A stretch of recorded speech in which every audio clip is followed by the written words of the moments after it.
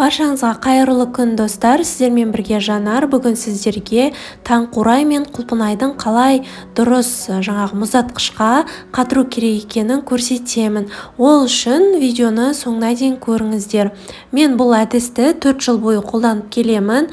Өте керемет болып, 3-4 жылға дейін сақталып тұра береді.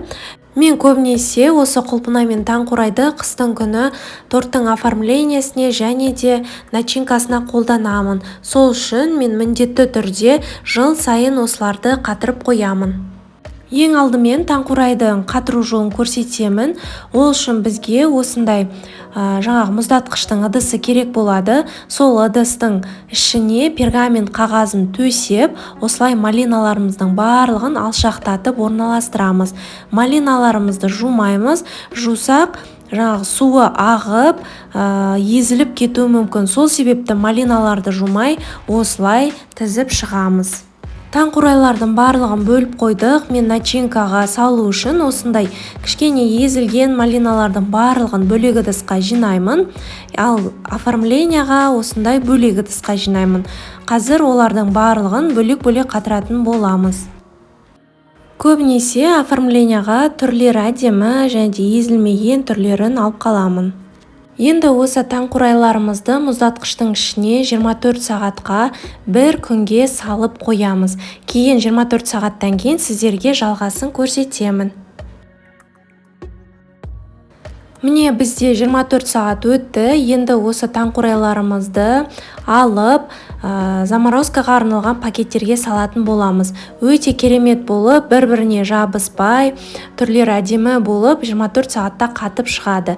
Енді осындай қатып шыққан таңқурайларымыздың барлығын осылай қолымызбен алып, заморозкаға арналған пакеттерімізге саламыз. Көріп тұрғандарыңыздай, таңқурайлар қолымызға ешқандай жабыспайды және де езілмеген, өте керемет болып қатып шықты. Енді осылардың барлығын бөлек-бөлек пакеттерге салып қатырамыз. 2-3 жылға дейін сақтап қоя беруге болады.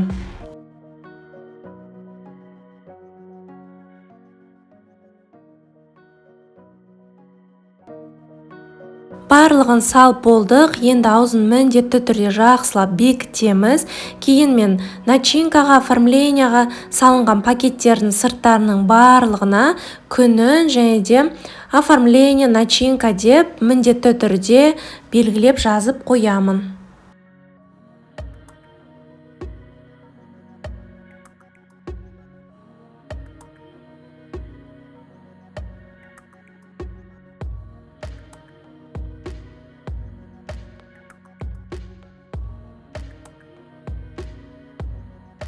Енді начинкаға алып қалған езілген таңқурайларымызды бөлек пакеттерге саламыз және де бұны да белгілеп жазып қоямыз. Міне сіздерге таңқурайдың қалай қатырылу керектігін көрсеттім. Енді осы дайын болған таңқурайлардың барлығын мұздатқышқа 2-3 жылға сақтап қоя берсеңіздер болады. Керек кезде алып, начинкасына және де оформлениясына қолдана бересіздер. Енді сіздерге құлпынайдың қатырылу жолын көрсетемін. Құлпынай мен таңқурайдың жолы екі түрлі негізі қатырылу жолы. Қазір енді сіздерге құлпынайды көрсетемін. Ол үшін сіздер құлпынайдың осындай басындағы жасыл шөптерін алып тастасаңыздар да болады, немесе алмасаңыздар да өз еріктеріңізде. Мен алмай осылай қатыра беремін.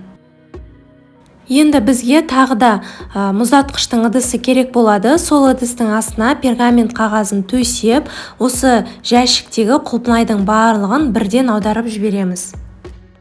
Бізде құлпынайлар барлығы бірге тұрса да, олар бір-біріне жабыспайды. Сол себепті бірге барлығын салып, осылай 24 сағатқа бір күнге қатыруға жібереміз. Кейін 24 сағаттан кейін аламыз. Бізде 24 сағат өтті. Енді осы 24 сағаттан кейін алынған құлпынайларымыздың барлығын бөлек-бөлек пакеттерімізге бөліп шығамыз. Жаңағы таңқурай сияқты бұларды да оформленияға, начинкаға етіп бөліп аламыз. Осылай жидектерді қатырып көрсеңіздер болады. Сіздерде өте сәтті шығады. Және де бұны 2-3 жылдап қолдана берсеңіздер болады. Осы видео ұнаса лайк пен комментария жазуды ұмытпаңыздар.